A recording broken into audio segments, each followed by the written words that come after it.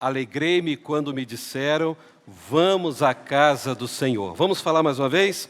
Alegrei-me quando me disseram, vamos à casa do Senhor. Depois, como me disseram ontem, né? Eu fui batizado com a primeira chuva de verdade aqui em Petrópolis, né? Alguns acharam que eu estava com medo, né? Não, nem um pouquinho. Não, eu estava orando a Deus por tudo que estava acontecendo, mas eu recebia muitas mensagens, muitos vídeos, e alguns vídeos antigos, né? Então a gente não sabia o que era fake, o que era real. E depois, quando eu comecei a ver as câmeras, né, que nosso irmão Rodrigo colocou lá, eu pude ver realmente a realidade. De fato, foi uma chuva muito forte, graças a Deus, menor do que eles esperavam. Mas nós louvamos a Deus pelo cuidado dele. E hoje, pela manhã, a gente estava naquela dúvida, né? Será que vamos fazer, não vamos fazer o culto? Os irmãos vão poder vir? Mas graças ao Senhor, aqui chegamos. Muitos não puderam estar aqui, mas estão nos acompanhando pelas redes sociais. Que Deus abençoe grandemente a vida desta igreja, de todos os eventos que têm acontecido. Agora, os irmãos podem sentir a falta de alguns jovens. Eles não vieram porque estavam com medo, não. Pelo contrário, foram corajosos, desceram a serra e eles estão lá num shopping da Barra da Tijuca, não passeando, mas num bazar que foi aberto uma porta para a nossa igreja fazer ali aquele bazar, a fim de levantar recursos para missões. Eu já fiquei sabendo uma prévia de quantos já levantaram só nesses 2 dias, mas eu não posso falar. Mas, irmãos, eu fiquei surpreso. E eu louvo a Deus por esses jovens, pela igreja que contribuiu, os irmãos que estão envolvidos ali agora, nesse momento, lá naquele bazar. Tudo para missões mundiais. Irmãos, é isso que Deus se agrada, de ver uma igreja ativa, alegre, uma igreja que ama, uma igreja que está preocupada em ganhar vidas, almas para o reino de Jesus Cristo. Eu quero dizer para o irmão Ricardo, nós vamos completar a missão. Tenha certeza disso, amém? Peço também aos irmãos que orem pela minha família. Essa madrugada, passamos a madrugada praticamente acordados, minha filha passou muito mal, e agora está lá no hospital com a minha esposa para ver o que aconteceu, muito vômito, muita diarreia. Creio que seja virose, mas está nas mãos do Senhor. A ausência da minha esposa, do meu filho, né, que graças a Deus agora posso ter um motorista, né, para me ajudar nessa hora. Então, ore pela vida deles. Então, por eles não estarem aqui, eu estou dando esse recado à igreja para que todo mundo possa saber e orar pela vida dela. Não tenho notícia ainda, mas eu creio que tudo vai dar certo em nome de Jesus Cristo. Abra sua Bíblia em Filipenses 4, verso 4. Os irmãos estão vendo aqui algumas coisas bagunçadas, mas, irmãos, tudo isso aqui é para o bem da igreja e para a glória do Senhor. Alguns me perguntaram se nós estamos ensaiando pintar a parede preta. Fiquem calmos, não vai acontecer. Se eu soubesse disso, tinha colocado no plástico de outra cor, né? Vai ser realmente uma pequena reforma, não muito, para melhorar aquela questão do palco. Os irmãos vão ver como está ficando bonito. Irmãos, eu não imaginava que o palco tinha umas tábuas corridas tão boas e ficou lindo depois que ele lixou. Então, já, no próximo fim de semana, vai estar tudo aberto, funcionando para a glória de Deus. Ore por isso, contribua, participe. Tudo que estamos fazendo é porque nós estamos adorando a Deus pelos 76 anos de organização eclesiástica da Segunda Igreja Batista em Petrópolis. E nós temos aqui no dia 1º de maio a nossa festa, vai ser numa quinta-feira. E creio que você já anotou na sua agenda para estar aqui e convidar muitas pessoas para celebrarmos o nome do Senhor. Mas antes disso, foi falado aqui dia 20. E eu fiquei preocupado de só eu, minha família, e coloquei o Júlio na furada, né, Júlio? Nós vamos chegar aqui 6 horas da manhã. Por que, pastor, 6 horas da manhã? É uma vez por ano que nós vamos fazer isso. Uma vez por ano. É o momento que nós vamos adorar ao Senhor. Naquilo que os judeus acredita ser a hora, né, a primeira hora do dia, às 6 horas da manhã, horário que nós entendemos biblicamente, que Cristo ressuscitou. Nós vamos iniciar esse culto no dia 20, às 6 da manhã, cantando aqui em alto e bom som, Cristo já ressuscitou, aleluia! E nós vamos encerrar cantando, da sepultura saiu, com triunfo e glória ressurgiu. E depois desse culto, com a ceia do Senhor, por isso hoje não teremos a celebração da ceia, até por causa da reforma, vamos juntar tudo no dia 20, nós também teremos um café aqui maravilhoso de comunhão, para a glória do Senhor. Que Deus abençoe os irmãos. Filipenses 4, apenas um versículo a princípio. Verso 4 diz assim, Filipenses 4, alegrai-vos sempre no Senhor, outra vez digo, alegrai-vos. Vamos falar juntos? Alegrai-vos sempre no Senhor. Outra vez digo, alegrai-vos. Vamos orar. Pai, obrigado. Para nós é uma grande alegria poder estar aqui reunido com o teu povo neste lugar. Obrigado, Senhor, porque cremos de uma forma muito tremenda e especial que as misericórdias do Senhor foram renovadas mais uma vez sobre nossas vidas nesta manhã. Grande é a tua fidelidade. Senhor, fale conosco, ó Pai, aquilo que precisamos entender, e não só entender, mas principalmente praticar na nossa vida cristã. Usa a minha vida, ó Deus, como instrumento em Tuas mãos. Reconhecemos, ó Deus, que a Tua palavra lida e explicada é boca do Senhor falando ao nosso coração. Nós Te adoramos, Senhor, e nós fazemos esta oração em nome de Cristo, a razão da nossa vida. Amém. Meus irmãos, nessa manhã eu quero começar esta mensagem fazendo uma pergunta muito pessoal. E eu sei que muitas pessoas não gostam de receber perguntas assim pessoais, porque às vezes perguntas assim nos colocam na parede, não é mesmo? Mas eu gostaria de perguntar algo que você respondesse no seu coração e com muita sinceridade. Começo com a primeira pergunta. Você se considera uma pessoa feliz? Porque quando eu falei, alegrai-vos sempre no Senhor, às vezes a gente estava falando assim, alegrai-vos sempre no Senhor. Outra vez digo, alegrai-vos. Como que nós falamos esse versículo juntos agora? Falamos com alegria ou falamos mecanicamente? Você se considera uma pessoa feliz? E você não precisa ter pressa para me responder essa pergunta, porque ela não é tão simples assim não, irmãos. Porque, de fato, nós temos que repensar, somos realmente um povo feliz?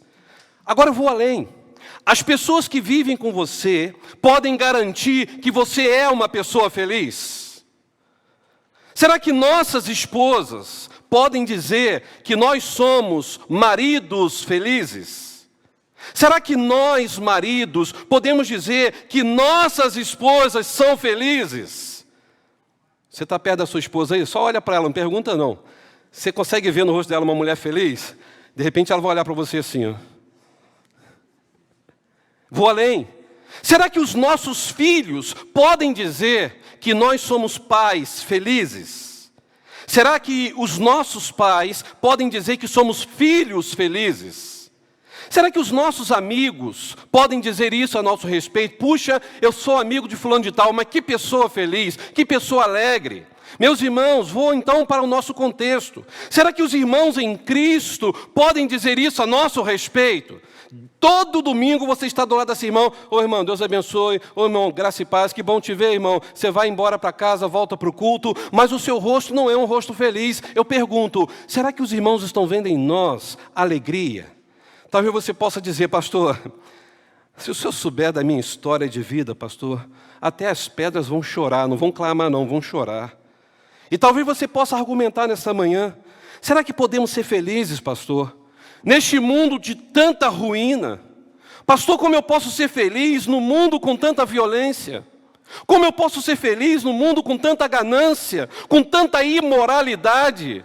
Um mundo com tantas drogas, tantas tragédias climáticas, um mundo com guerras, um mundo com uma guerra terrível da fake news, um mundo com tantas doenças, como posso ser feliz? Quem sabe seja esse o seu questionamento nesta manhã. Quando Paulo, ele escreveu esta carta à igreja de Filipos, Paulo não estava num resort não, irmãos. Paulo não estava num cruzeiro passeando. Paulo não estava num hotel 5 estrelas em Roma, não. Quando você estuda o fundo de toda essa história da escrita de Filipenses, você vê que Paulo estava aqui algemado, preso por amor a Jesus Cristo.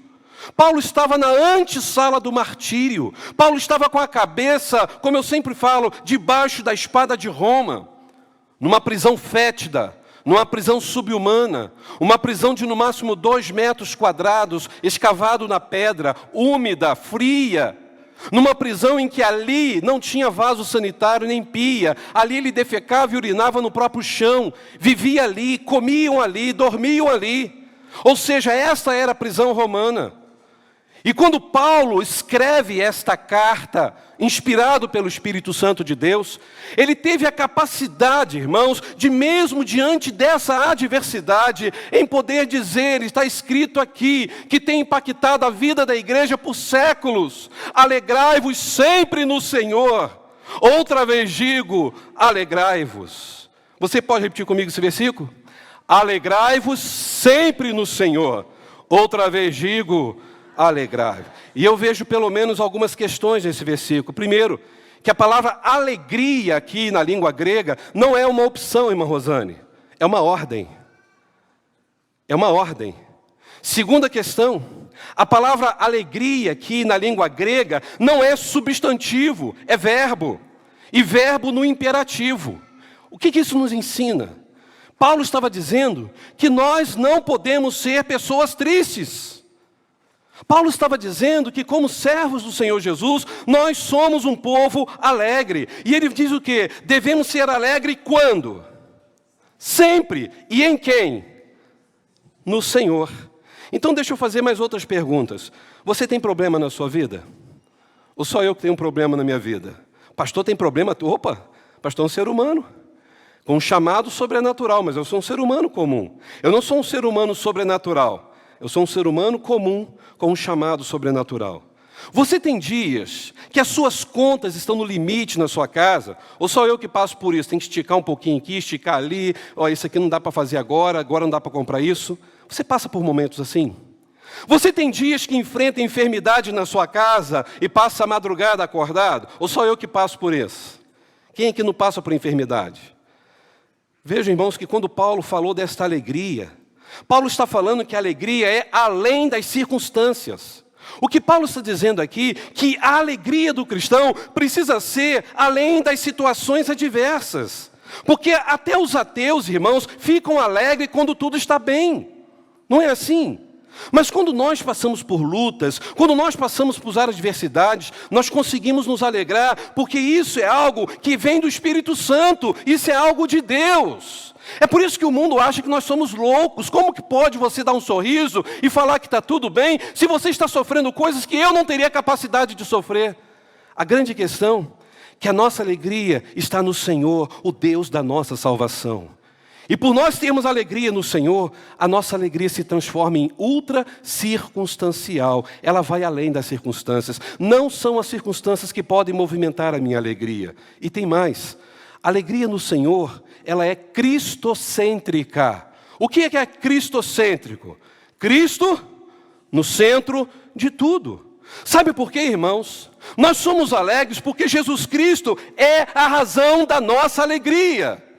Não tem como eu me calar todas as vezes que eu oro, porque de fato é. A razão da minha alegria não é ter um emprego. A razão da minha alegria não é ter salário. A razão da minha alegria não é ter uma boa casa, um bom carro, ter muitos projetos de vida. Isso não é a razão da minha alegria, da minha vida. A razão da minha alegria, a razão da minha vida, a razão da nossa vida é Jesus Cristo. Ele está no centro de todas as coisas da nossa história. E se Jesus é o centro da nossa vida, nós vamos ter sim forças para nos alegrar, mesmo diante das dificuldades. É por isso, meus irmãos, que quando eu olho para esse texto da carta de Paulo aos Filipenses, para a igreja em Filipos, eu penso nesse texto em quais são as lições que nós podemos aprender para não perder a alegria na vida cristã. Quais as lições para não perder a alegria na vida cristã? Aqui tem inúmeras lições, mas devido ao tempo vou retirar algumas apenas. Primeira delas, para não perder a alegria na vida cristã, eu e você precisamos não deixar que as circunstâncias adversas dominem a nossa vida. As circunstâncias adversas não podem dominar a nossa vida. Pense nisso. E eu quero que você agora abra, dentro dessa mesma carta, agora no capítulo 1, vejam comigo o verso 12. Filipenses capítulo 1, está tudo dentro do mesmo contexto. Versículo 12, diz assim: quero, irmãos, que saibais o quê? Que as coisas que me aconteceram contribuíram para o maior proveito do Evangelho. Meus irmãos, o apóstolo Paulo tinha muitas razões para não se alegrar. Pense comigo, Paulo vivia perseguido por onde quer que ele vivesse. Aonde Paulo vivia, as pessoas olhavam, ele é um cristão, é um pregador de Cristo, ele merece morrer. Irmãos, Paulo tinha como estilo de vida pregar a graça salvadora de Jesus Cristo, e isso fazia de Paulo uma pessoa não grata. Imagine você na roda dos seus amigos, na faculdade, na sua vizinhança, de você chegar lá e começar a falar de Jesus, as pessoas falar para você assim: olha, se for para falar desse Jesus, você não serve para ser nosso amigo, você pode ir embora daqui. E a sala lotada de gente rindo de você. Quantos teriam a capacidade de dizer: tudo bem, eu vou, mas continuo dizendo, Jesus ama vocês? Ou vocês vão fazer igual Jonas, né? E vão sacudir a poeira do pé e falar: agora vocês vão ser tudo destruídos, vão tudo para o inferno. Meus irmãos, Paulo pregava com alegria, mesmo sendo perseguido. É isso que me mostra esse texto, que as circunstâncias adversas na vida de Paulo sempre foram imprevisíveis. Ele podia estar num momento tranquilo, olhando para um lado para o outro, dali a pouco tinha gente perseguindo ele. Cada momento na vida de Paulo era uma nova aflição que cercava a sua história. Só que ele, gente, tinha muita clareza em tudo na sua vida. Paulo era muito bem resolvido diante de Deus. Irmãos, Paulo com grande convicção, ele pôde dizer que as circunstâncias adversas, ao invés de abatê-lo, ao invés de envergonhá-lo, ao invés de desanimá-lo, pelo contrário, a situação adversa alegrava o seu coração, porque ele via na adversidade uma oportunidade para o seu crescimento espiritual. Paulo não era um super-homem, Paulo era um homem comum como eu e você, mas um homem cheio do Espírito Santo de Deus. Sabe, irmãos, quantas vezes nós somos surpreendidos também com circunstâncias adversas na nossa vida? Está tudo tranquilo na sua casa, e de repente chega uma notícia de uma perda traumática na sua família, e isso abala o coração. Quando chega uma notícia de uma separação, de alguém que se separou, e aquilo mexeu com você, mexeu com a sua família. Quando chega um acidente e aquela tragédia bate à porta da sua casa, sem mandar nenhum recado antecipado, aquilo choca, aquilo sacode a nossa vida. Quando chega uma enfermidade súbita que transforma o nosso mundo, você está bem, faz um check-up de rotina e descobre que você está com uma doença grave. São situações adversas. E se eu e você não tivermos cuidado, essas circunstâncias podem levar embora a nossa alegria. Quando chega uma notícia de que a pessoa que você tanto confiava e abriu o coração para ela te traiu, isso te leva simplesmente uma autocomiseração. Por que só eu passo por isso? Por que eu tenho que ficar sofrendo? Eu não dou sorte com amizades. Você já passou por situações assim? A pessoa que você mais confiava foi aquela primeira que te traiu, te apunhalou pelas costas. Isso leva embora a alegria. Meus irmãos, assim como nós passamos por situações assim, Paulo sabia que não haveria circunstâncias adversas que não fosse permissão de Deus. Todas as coisas cooperam para o bem daqueles que amam a Deus. Não quer dizer que todas as coisas são boas, mas elas acontecem e são permissão de Deus. Irmãos, o que Paulo tinha certeza no seu coração era que o seu Redentor, o seu resgatador estava de pé. Ele é o Deus vivo e poderoso. O problema que falta para a minha vida e para a sua vida é que nas adversidades nós temos que olhar para quem é o resgatador da nossa história. Eu digo a você nesta manhã, que se as circunstâncias te surpreenderem, surpreenda a circunstância com uma fé viva naquele que surpreendeu as circunstâncias adversas, naquele que venceu todas as adversidades, aquele que é o Senhor da glória, Jesus Cristo, o Rei dos Reis, o nosso general imbatível, inabalável. Aquilo que disse o salmista tem que ser algo meditado diariamente na nossa vida. O Salmo 125:1 diz o quê? Aqueles que confiam no Senhor são como os montes de Sião, que não se abalam, mas permanece para sempre. A nossa alegria tem que estar sempre no Senhor. É nele que temos motivos para viver. É neles que podemos ter a real certeza de viver de glória em glória, porque temos a presença do Pai, do Filho e do Espírito Santo, e isso nos basta. Paulo tinha essa certeza, mas e você? Quando as circunstâncias abalam a sua fé, o que você tem feito? Você arruma um culpado, por que você está passando por isso? Aí coloca a culpa na esposa pela sua infelicidade, Coloca a culpa no esposo pela sua infelicidade. Coloca a culpa nos seus filhos que são ingratos pela sua infelicidade. Coloca a culpa nos seus pais que são duros demais e você é uma pessoa infeliz. Coloca a culpa na igreja, que muitas vezes a igreja não está entendendo você. Você arruma um culpado para tudo, mas você não entende que todas as situações adversas é para o nosso amadurecimento, é para o nosso crescimento, e nós temos que entender que o nosso Deus está cuidando de tudo. Mesmo que aquilo esteja doendo, nós temos que nos alegrar, porque há um Deus que está acima de tudo isso, e no tempo certo, Ele vai nos dar a resposta diante de todas essas circunstâncias. Você crê nisso? E tem mais. Paulo nos ensina depois que, se você olhar o verso 13 desse capítulo 1, que as circunstâncias também adversas ajudaram ele na pregação do Evangelho. Olha só, irmãos, por ele estar preso, a igreja começou a sair do marasmo espiritual. Por ele estar preso, a igreja começou a agir, a pregar o Evangelho. Irmãos, Paulo deu muito mais fruto quando ele estava preso do que quando ele estava solto. Porque quando ele estava preso, ele impactou muitas vidas por cartas e principalmente o Império Romano. Veja comigo o versículo 13, que diz aí, Filipenses 1, verso 13. De maneira que as minhas prisões em Cristo foram o quê? Manifestada por quem? Toda a guarda pretoriana e por todos os demais lugares. Ele está dizendo que as minhas prisões... Ele não está dizendo os momentos que eu estava solto, vivendo a liberdade. As minhas prisões manifestaram em toda a guarda pretoriana, em todo lugar que eu andei, neste período de prisioneiro. E olha o verso 4. E muitos dos irmãos no Senhor tomaram ânimo, ou seja, reagiram, ficaram abastecidos de esperança com as minhas prisões. Paulo está dizendo que a igreja começou a ter ânimo ao ver o testemunho dele preso. Ao ver que lá na prisão, ao invés de Paulo murmurar, reclamar, Paulo estava dando glórias a Deus. E aí diz, ousam falar agora a palavra mais confiadamente, sem temor. Quem que foi impactado com o testemunho de Paulo, com o sofrimento de Paulo? Que Paulo estava vivendo tudo com fé, uma fé viva em Jesus Cristo. Quem? Aqui diz a guarda pretoriana.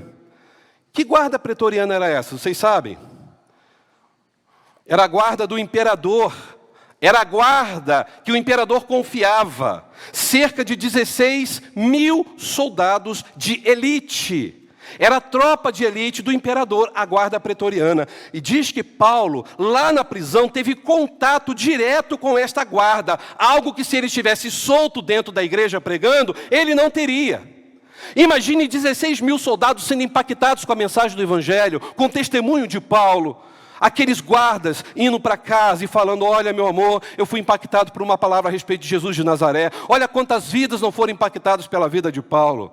Irmãos, eram pessoas que andavam pelo Império Romano com liberdade, porque eram guardas e cuidavam da segurança do imperador. E o mais incrível foi que Paulo, enquanto estava preso, ele não ficou chorando, ele não ficou questionando a Deus, ele não ficou entrando nessa linha da autocomiseração, se autoflagelando. Pelo contrário, Paulo impactou essa guarda com seu testemunho. Mesmo no lugar fétido, subhumano, Paulo tinha alegria em dizer, o Senhor é a razão da minha vida. Será que nesse momento que você está vivendo de adversidade, você pode ter esta alegria em dizer, Jesus é a razão da minha vida? Irmãos, Paulo não podia visitar as igrejas que ele estava preso. Qual foi a ação do Espírito Santo? Paulo, escreva. Comece a escrever tudo que você está vivendo aí, Paulo. Isso vai ser um testemunho para a igreja. Então Paulo escreve para a igreja de Éfeso, de Filipos, de Colossos, para Filemão. Ou seja, Paulo começa a falar daquilo que Deus estava fazendo no seu sofrimento. Irmãos, se Paulo não tivesse sido preso, talvez, penso eu, essas joias preciosas da Bíblia não estivessem em nossas mãos hoje. Eu digo isso como pastor, por mais que eu tente às vezes parar para escrever alguma coisa, tem hora que você vê gente, chegou domingo, eu não consegui escrever o primeiro capítulo. Graças a Deus eu consegui protocolar minha tese de doutorado, e a formatura vai ser em julho, em nome de Jesus. Mas eu falei com minha esposa, chega, não quero mais estudar porque dá muito trabalho. Você tem que ler muitos livros para poder preparar alguma coisa. Agora imagine Paulo, preso. Paulo não tinha uma mesinha com a velinha acesa, com a luminária, né? Paulo não tinha nada disso, ele tinha que pegar ali na perna mesmo, escrevendo e tentando fazer alguma coisa com pouco que ele tinha acesso. E Paulo pôde produzir, pela ação do Espírito Santo, essas joias que chegaram em nossas mãos. Carta aos Filipenses, aos Efésios, Filemão. Meus irmãos, isso prova que as circunstâncias adversas fez Paulo produzir grandes literaturas para o cristianismo. Assim eu vejo a nossa vida. Irmãos, nós temos que entender que todas as coisas cooperam para o nosso bem, e às vezes é na adversidade que você vai produzir coisas incríveis, maravilhosas, para a glória do Senhor. Será que você pode dizer amém? Usa-me, Senhor, mesmo nessa adversidade, que eu seja luz, que eu seja um exemplo, que todos possam ver a glória do Senhor em minha vida.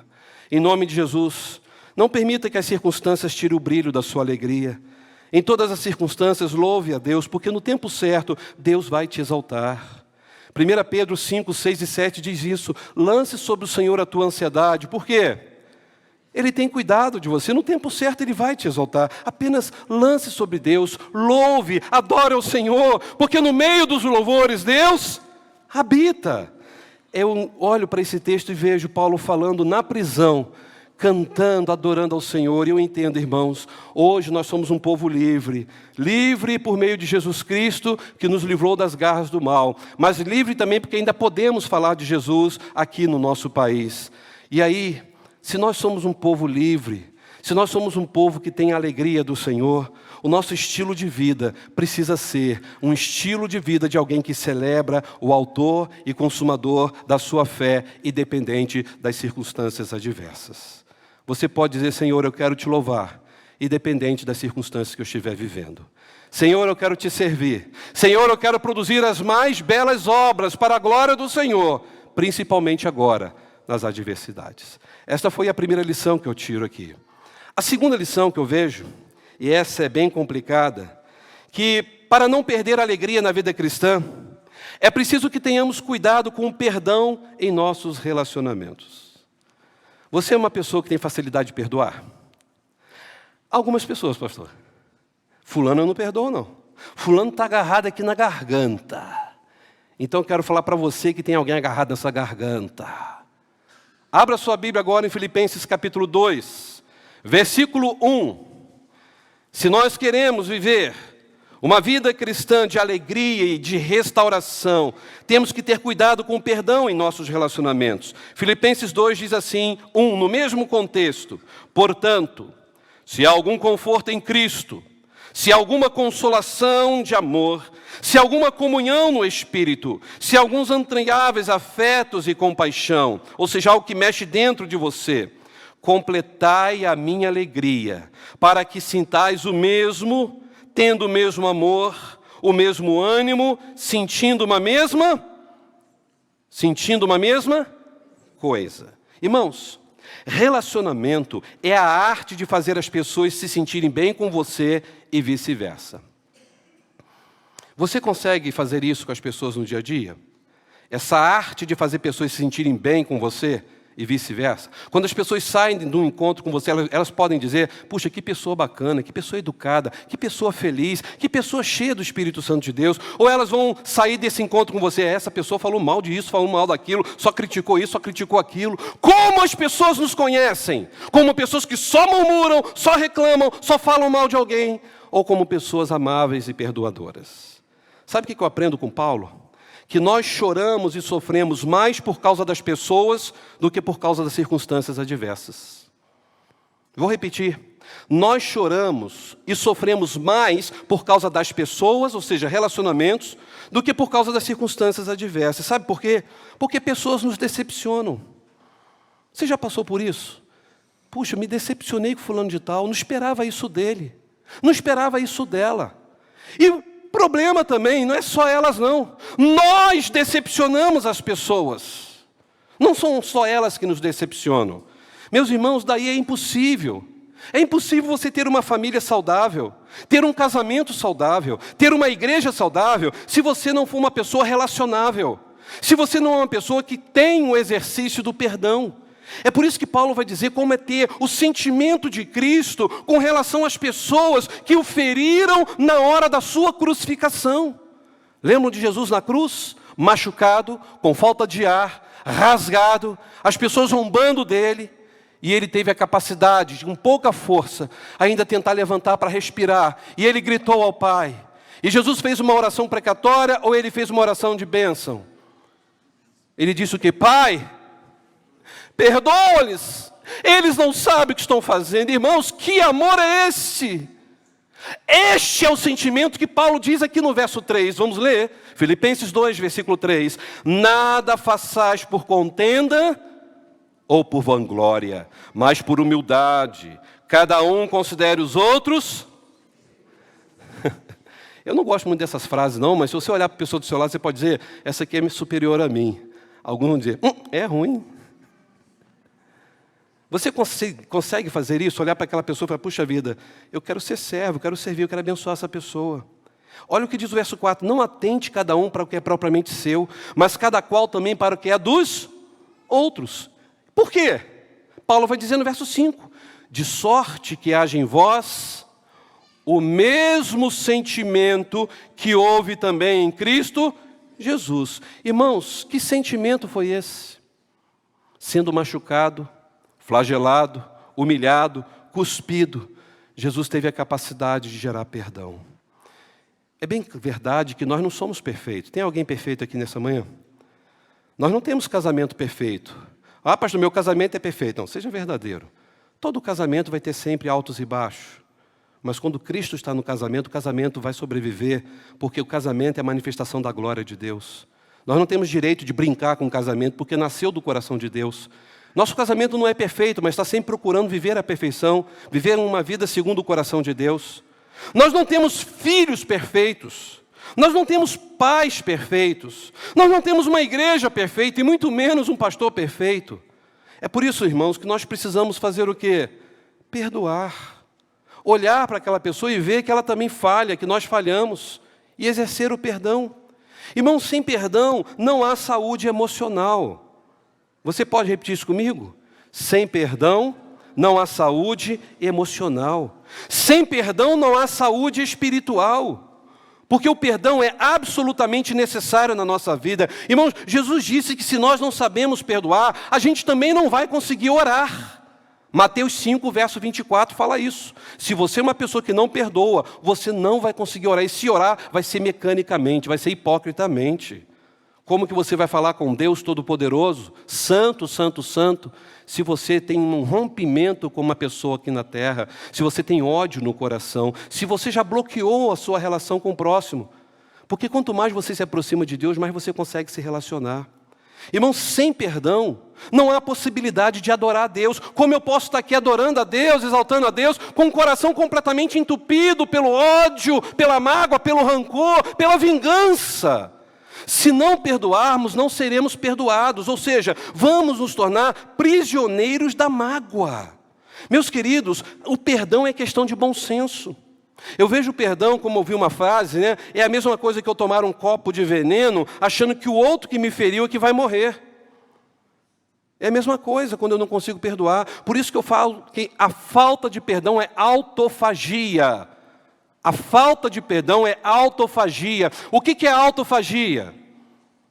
Autodestruição. A falta de perdão causa-nos uma leucemia psíquica. Porque a gente começa, irmãos, a viver 24 horas com essa coisa corroendo a nossa mente. Vamos ser sinceros. Você ficou com raiva daquela pessoa, você detesta aquela pessoa, e o que acontece na sua vida? Você fica 24 horas pensando em quem? Naquela pessoa. Você está magoado com ela. A sua mente só tem espaço para pensar nessa pessoa. Você só aumenta o ódio, mas se eu fizer isso também, eu vou dar um troco, eu vou rir muito nesse momento. Eu não vejo a hora. Não, deixa ela comigo, ela vai ver com quantos paus faz uma canoa. Eu vou falar para o pastor, vou detonar a imagem dela. Isso rouba a alegria de qualquer um, irmãos. Porque você vai dormir e aquela pessoa se torna o seu pesadelo, você sonha com ela. E pior, você ainda sonha com ela rindo com você. Você quer acabar comigo, né? Eu vou acabar com você. Você acorda assustado, meu Deus. Aí você olha para o lado, a sua esposa está do seu lado, quando você vê, parece que é o rosto daquela pessoa, e você vê, não, é minha esposa. Graças a Deus. Você está com uma leucemia psíquica, você está calcificando aquela pessoa na sua mente. Você vai almoçar, aquela pessoa almoça com você. Você está ali comendo e está lembrando dela. Ai, ela fez isso comigo, ela vai me pagar. Parece que você está engolindo bombril. Não é assim? Você vai sair de férias. E aí você está com a sua família lá naquele lugar maravilhoso. E aí quando você está ali tranquilo, você lembra de quem? Dela, porque ela está onde? Na sua mente. Você virou um escravo emocional dela. Isso estraga as suas férias. E qual é a única maneira de você se ver livre desse momento, dessa leucemia psíquica? É o perdão. O perdão, irmãos, eu falo sempre, é um antisséptico para o nosso coração. Perdão é abrir mão do seu direito. Porque você fala, não, mas ela fez isso e isso comigo, ela tem que pagar. Então perdão é você abrir mão do seu direito. Na verdade, o perdão não é concedido, o perdão é assumido. Pense nisso. Perdão não é concedido, ele é assumido. Por isso que você tem que assumir que você está perdoando. O perdão, então, cura. É assim que o perdão liberta, é assim que o perdão transforma, é assim que o perdão restaura. Eu não estou falando, irmãos, que o perdão é algo fácil, não é. Mas ele é necessário. O perdão não é algo natural, ele é fruto simplesmente de uma personalidade dócil. Não, não é. A pessoa é muito boazinha, pastor. Não, não é. Perdão para mim é uma expressão da manifestação da graça de Deus na vida do crente. Porque quando você está debaixo da graça de Deus, mesmo que aquela pessoa não mereça o teu perdão, você vai perdoar. Eu reconheço, irmãos, que pregar sobre o perdão é fácil. É mais fácil falar de perdão do que perdoar. Viver o perdão é um desafio. É um desafio. Mas é um desafio que nós temos que enfrentar urgentemente. E quero abrir o coração para a igreja. Nesses quase 23 anos, eu, pastor Wellington, tive que lidar muitas vezes em minha vida pessoal e ministerial com o perdão. E quero ser sincero com a igreja. Se eu não conseguisse perdoar, eu iria deixar o ministério pastoral. Eu não teria condições de estar à frente pregando a santa palavra de Deus com o coração cheio de raiva, de ódio. Eu seria um hipócrita diante da igreja e diante de Deus você não pode esconder nada. Eu tive que aprender a lidar com perdão e justamente com pessoas que fizeram mal e nunca me pediram perdão. Meus irmãos, quando não há perdão, a nossa vida se transforma num poço de murmuração. Você conhece pessoas que você conversa com elas 5 minutos, você sai dali pesado. Você sai dali, parece que está carregando uma cruz. Gente, quanta coisa que ela despejou na minha cabeça. A pessoa murmura, ela está pesada, ela está com raiva, ela está com coisas dentro do coração. Ou seja, ela só tem lamento, amargura, tragédia, angústia.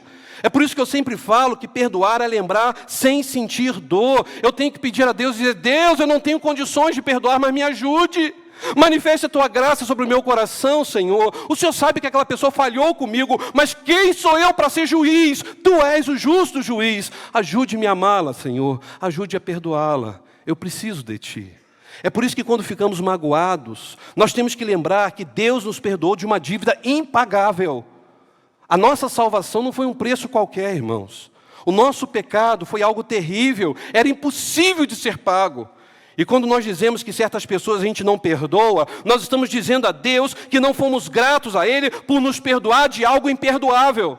Se Deus nos perdoou de algo que nós não poderíamos jamais conseguir o perdão pelos nossos méritos, se Deus nos perdoou de algo que nós nunca teríamos dinheiro para pagar por esse perdão, foi o sangue do Filho dele, inocente naquela cruz, que nos deu o perdão. Se fomos perdoados de algo imperdoável, por que não conseguimos perdoar aqueles que nos ofendem? Por quê? Se Deus nos perdoou dos nossos pecados, por que não podemos perdoar aquilo que nos fizeram? Meus irmãos, se não soubermos perdoar, se não soubermos lidar com as pessoas que estão ao nosso redor nos ferindo, isso vai roubar a nossa alegria e isso vai gerar em nós doença. Isso é provado. 80% a 85% das nossas enfermidades são de fundo psicossomáticos. Vocês já viram a quantidade de pastores morrendo com AVC, infarto, com câncer? Vocês já viram isso? Vejam a pesquisa. E pastores em depressão, tentando tirar a própria vida, como outros tiraram também. Porque às vezes a pessoa está lidando com tantas pessoas, tantas palavras, que ele já está com o coração tão abatido com aquilo tudo ali, e aquilo ali vai gerando uma doença. E as pessoas falam, puxa vida, mas por que morreu tão cedo? Era muita coisa na cabeça de uma pessoa só, ele não conseguia absorver tudo, e aquilo acabou gerando doença. Se você não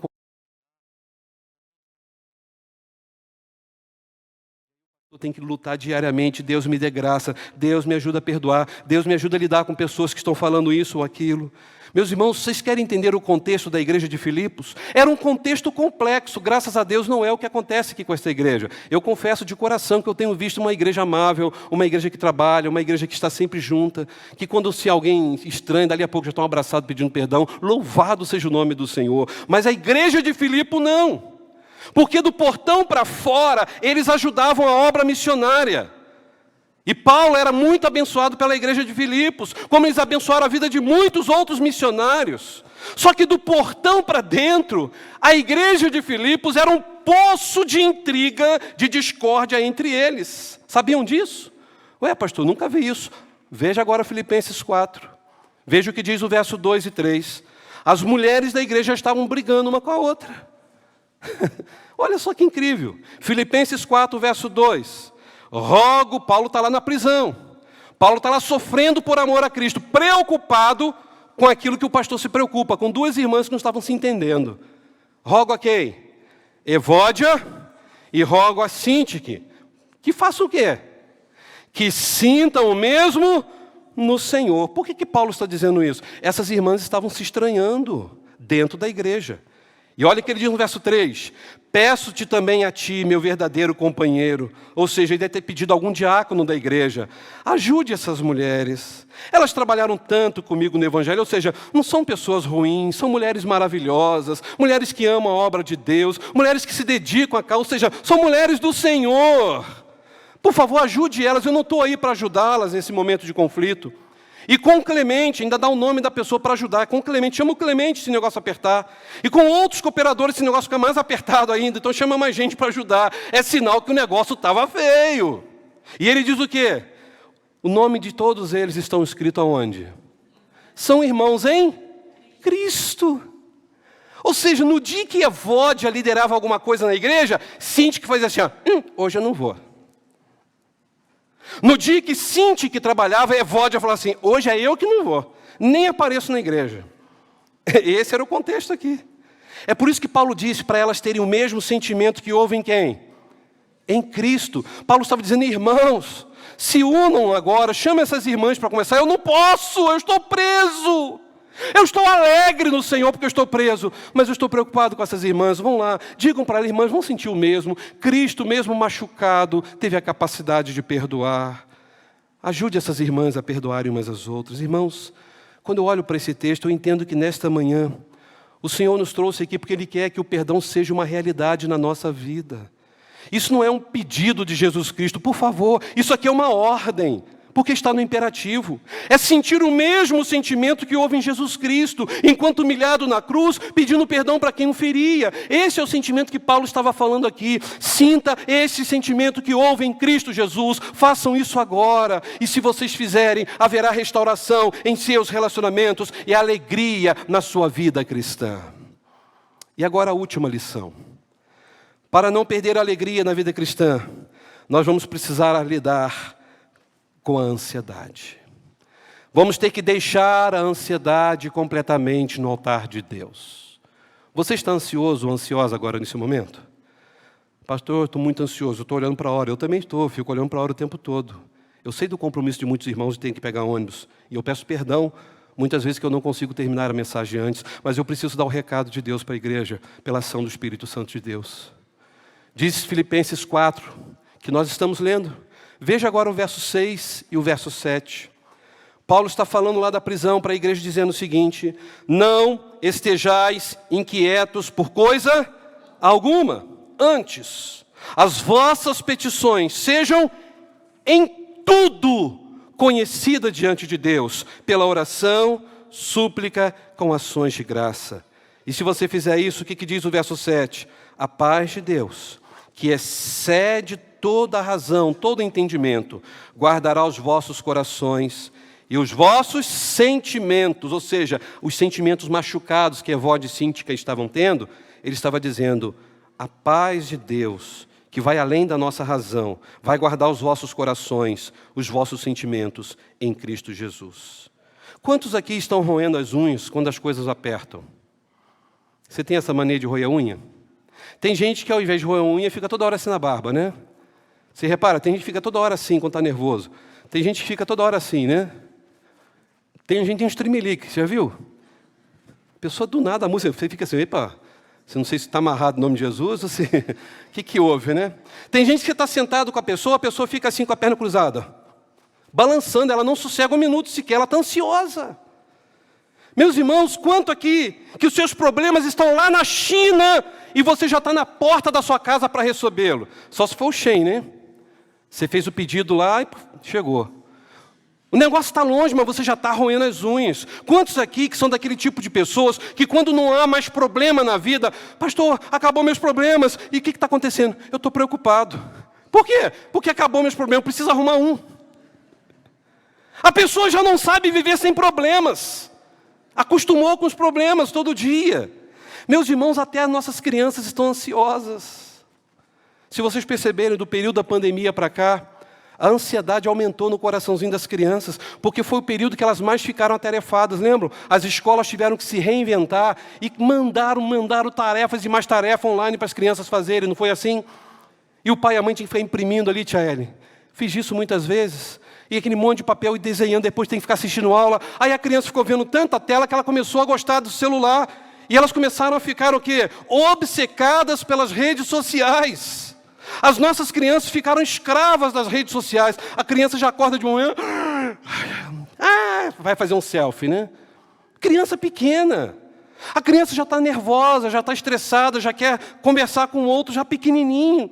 Ou seja, já estão vivendo aquele momento que deveria estar brincando na rua, correndo descalço, subindo nas árvores, ralando o joelho, jogando bola. Isso já não é importante para muitas crianças. Tem crianças que nem sabem o que é ralar um joelho mais. Porque estão sempre atarefadas com as redes sociais. Aliás, a humanidade se aprisionou nas redes sociais. Às vezes a pessoa está na igreja e está ali assim, né? Amém, glória a Deus, pastor. E não para de mexer. Eu, por tanto, mexer em redes sociais, porque às vezes eu preciso mesmo. Imagina falar com cada um de vocês, com outras pessoas, com outros problemas. Eu tenho que ficar toda hora respondendo um, respondendo outro. Eu fico preocupado com a irmã Fernanda, ela está birutinha comigo, né? Toda hora, isso, faz aquilo, ela está lá. E desesperada, né? Graças a Deus que temos as redes sociais. Mas sabe o que tem acontecido? Chega uma hora que eu fui pegar o papel e eu, Wellington, você, papel.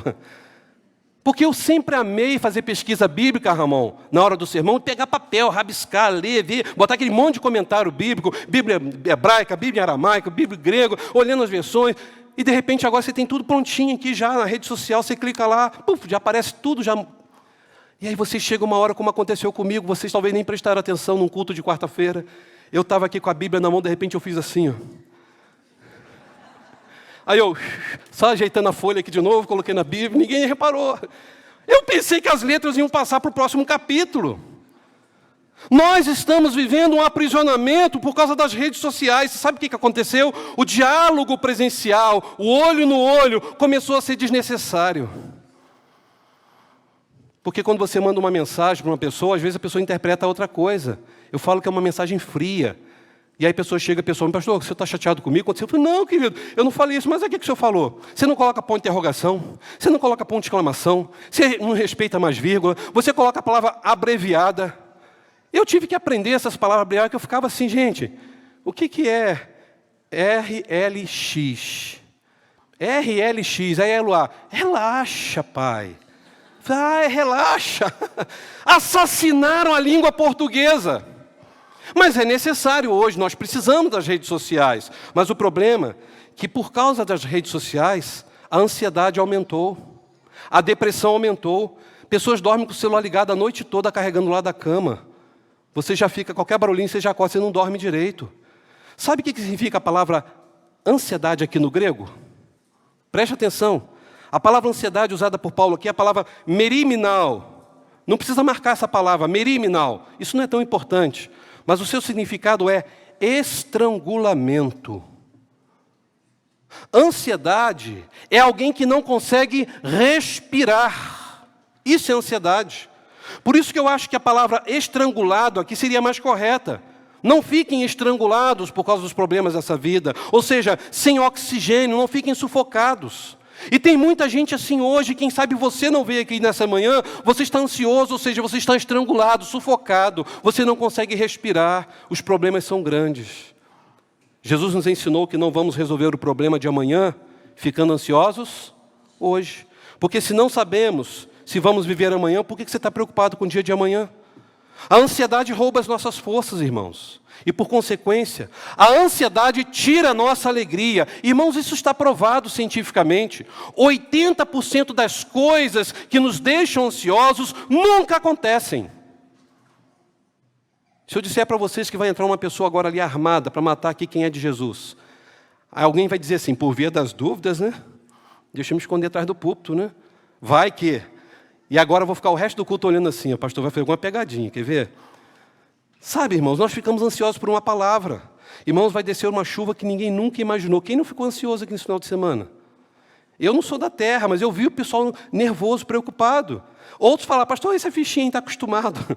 Qualquer coisa vai nadando até a igreja, alguns levam até na brincadeira, né? Mas quem não fica ansioso? Irmãos, a ansiedade é tão prejudicial que ela faz de nós pessoas preocupadas. Já reparou o sufocamento da preocupação? A preocupação, ansiedade. Ela nos ocupa antes do necessário. É por isso que eu chego à conclusão que a pessoa ansiosa pode se transformar numa incrédula. Sabe por que incrédula? Porque ela não consegue viver em paz. Ela não consegue crer que Deus está no comando de todas as coisas. Ela está ansiosa, roendo as unhas, preocupada. Meus irmãos, se nós cremos que Deus tem controle na nossa vida, nós precisamos ser mais tranquilos. Lance sobre Deus a nossa ansiedade, porque Ele tem cuidado de nós. É entregar nosso caminho ao Senhor, como diz o Salmos 34. Confiar nele, porque o mais Ele fará. Na verdade, irmãos, o maior pecado da igreja não é entender e não acreditar nas coisas. Na verdade, o nosso maior pecado é exatamente viver uma vida pensando, Deus não vai fazer nada, porque as coisas continuam do mesmo jeito. Eu estou vendo que aquilo não saiu do lugar, e isso está me preocupando, a coisa não mudou. Aí você não acredita. Você começa a achar, mas será que Deus realmente não teve um compromisso que Ele precisou se ausentar? Talvez Deus não esteja vendo no meio de tanto pedido, o meu pedido está lá no meio. Eu acho que Ele não viu. Deixa eu dar uma ajuda para Deus. E aí você quer ajudar Deus, ser Deus. Descanse no Senhor a sua ansiedade. Faça a sua parte. Repita comigo, Deus tem todo o controle da minha vida. E no final, será tudo para o meu bem. Você crê nisso? Quando nós adoramos a Deus na dor, a ansiedade vai embora. A paz de Deus vem reinar em nosso coração. Foi isso que Paulo disse no capítulo 4, verso 9. O que também aprendestes e recebeste. Filipenses 4, 9, vamos ler? O que também aprendestes e recebestes, e ouvistes, e vistes em mim, isto fazei. E o que vai acontecer? O Deus de paz será convosco. O Deus de paz será convosco. Eu quero encerrar contando rapidamente alguns relatos que há um tempo eu contei para a igreja, mas vale a pena relembrar. De homens que tiveram vidas bem complicadas, mas foram alegres no Senhor, mesmo no meio da dor. Um deles, um homem que viveu no século XVI, chamado João Calvino. Para quem gosta de estudar teologia, sabe que João Calvino é o pai do calvinismo e vem aí o presbiterianismo. E João Calvino foi um homem de Deus. E ele prezou pela reforma protestante. Só que a história diz que João Calvino foi um homem muito doente. Muito doente. Tanto é que Calvino não chegou a completar 55 anos de idade. Ele morreu em 1564. E quando eu leio a história dele, eu vejo um homem de muitas enfermidades renais, mas a maioria das obras que foram escritas, e você vai ver lá com o nome de Calvino, foi escrito com ele no leito de enfermidade, e alguém escrevendo para ele enquanto ele ditava. Um homem que até hoje tem influenciado a história da teologia, que, por incrível que pareça, para quem é de linha pentecostal não saiba disso, João Calvino é chamado o teólogo do Espírito Santo. Foi o homem que mais trabalhou sobre o tema do Espírito Santo, porque até então o que nós tínhamos ali era o quê? Creio em Deus Pai, Todo-Poderoso, Pai de nosso Senhor Jesus Cristo. Depois, creio em Deus Filho, nascido de uma virgem, por aí vai. E por último, creio no Espírito Santo, ponto. Era assim. Agora, Calvino vai abordar o tema do Espírito Santo com mais profundidade. Por isso que ele é chamado de o teólogo do Espírito Santo. Ele produziu obras incríveis. Só que Calvino foi fuzilado por muitas enfermidades. Mas mesmo assim você não vê uma obra dele, ele questionando Deus. Ele tinha alegria no Senhor, mesmo doente, mesmo morrendo. Ele produziu obras incríveis para a nossa vida aqui nos dias de hoje. Um outro exemplo que eu já citei aqui, o jovem David Brainerd. Inclusive eu tenho esse diário em PDF. O diário de David Brainerd. Irmãos, ele nasceu em 1718 e morreu em 1747. Quantos anos que viveu esse jovem David Brainerd? 29 anos. Brainerd viveu uma época única da história do cristianismo nos Estados Unidos, de grande avivamento nos dias de Jonathan Edwards e John Wesley. E ele é considerado um dos maiores missionários da história da igreja nessa época. David Brainerd. Um garoto, um jovem piedoso, que, segundo disse John Wesley, era um menino cheio da presença do Espírito Santo de Deus. E Jonathan Edwards seria o seu genro, porque ele estava noivo da filha do Jonathan Edwards, mas ele não chegou a casar com ela, porque ele acabou morrendo na selva, cuspindo sangue. Jonathan Edwards escreveu em seu diário que o livro mais importante de ser lido depois da Bíblia deveria ser o diário de David Brainerd, porque ele seria genro de Jonathan Edwards, David Brainerd. Ele estava namorando a filha de Jonathan Edwards, mas ele morreu 29 anos, tuberculose, tossindo sangue, no meio da selva, evangelizando índios. Só que o que chama a atenção, que David Brainerd, antes de morrer, ele disse para todos aqueles índios que puderam deixar escrito isso. Ele morreu dizendo, eu estou alegre, porque Jesus Cristo é a razão da minha vida. Antes de tossir a última vez com muito sangue, Jesus Cristo é a razão da minha vida. Eu pergunto aos irmãos, essas pessoas foram infelizes? Coitadas? Miseráveis? Não, absolutamente não. Foram pessoas bem-aventuradas, porque a avaliação do céu não é a mesma avaliação da terra. Foram pessoas que ao partirem, ouviram Jesus dizendo, vinde benditos de meu Pai, possuam por herança o reino dos céus. Irmãos, são pessoas que amavam Jesus sobre todas as coisas, porque o foco dessas pessoas era o céu, mas não o céu sozinho, queriam levar outras com ela também. Assim deve ser a nossa vida.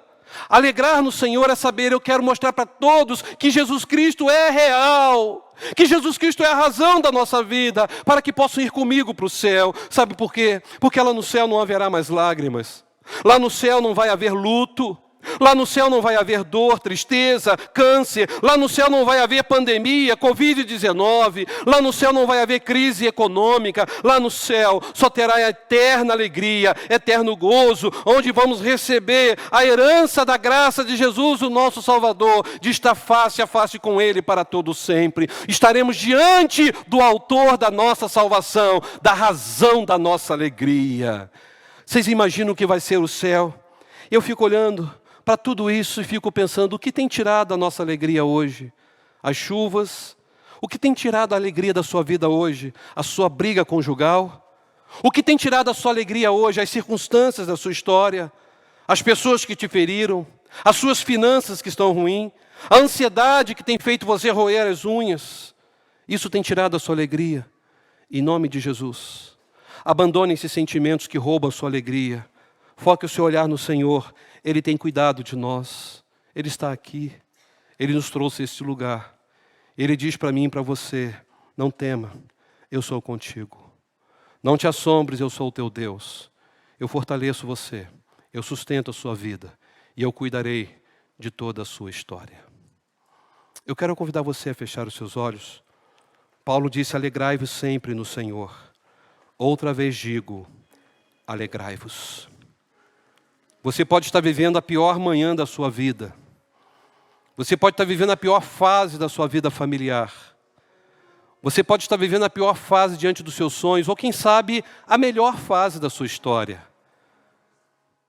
A sua razão de vida não é viver momentos de prosperidade, de realizações, ou momentos de crise no casamento. O seu foco não pode ser nessas coisas, porque uma hora você vai estar bem, outra hora você vai estar mal. A razão da sua vida e da sua alegria precisa ser somente Jesus Cristo, o Senhor absoluto da nossa história.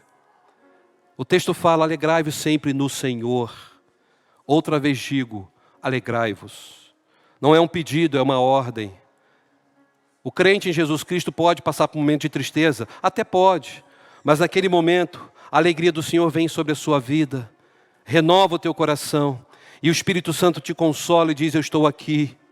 Eu intercedo por você com gemidos inexprimíveis. Confie em mim. Descanse. Tudo nas minhas mãos. Apenas volte para minhas mãos. Confie completamente que eu cuidarei da sua história. Eu convido a igreja a ficar em pé. Enquanto estivermos cantando, eu quero convidar você. Se Deus está falando ao teu coração, saia do seu lugar, venha aqui à frente, para que você possa dizer: Senhor, eu quero focar apenas em Ti, porque Tu és o motivo da minha vida, o motivo da minha alegria. Talvez os seus relacionamentos são destruídos por causa disso, você não sabe perdoar. Você quer que as pessoas venham te pedir perdão, mas você não tem perdoado. Essa manhã Deus quer que você trabalhe nisso, em nome de Jesus, para que haja cura em seus relacionamentos, para que você olhe para o exemplo de Sintique e Evódia e vejam que elas estavam brigando, e Paulo na prisão disse: tenham vocês, irmãs, o mesmo sentimento que Cristo teve na cruz, humilhado, zombado. Jesus Cristo pôde perdoar. Você precisa perdoar, então você faça isso agora. Você está ansioso, ansiosa? Entregue sua vida na mão do Senhor, confie nele. Então vem aqui à frente, eu quero orar por você. Vamos adorar ao Senhor. Cante conosco. E se Deus fala ao teu coração, vem aqui. Eu quero orar para você. Que a figueira não floresça, que não haja frutos na vide, que o produto pode vir. Se Deus fala ao teu coração, venha. Todavia me alegrarei. É entre você e Deus. Isso é entre você e o Senhor da sua salvação. Venha. Diga: Pai, aqui está a minha ansiedade. Pai, aqui está tudo aquilo que tem consumido meu coração. O choro dura uma noite, mas se Deus está falando, você precisa tomar essa decisão, venha. Eu quero orar por você, em nome de Jesus. Eu creio. O choro dura uma noite, mas a alegria, ela vem pela manhã. Eu creio. Ainda que a figueira não floresça e não haja fruto na vide, e o produto da oliveira minta, todavia eu me alegrarei. Todavia eu me alegrarei. Todavia eu me alegrarei.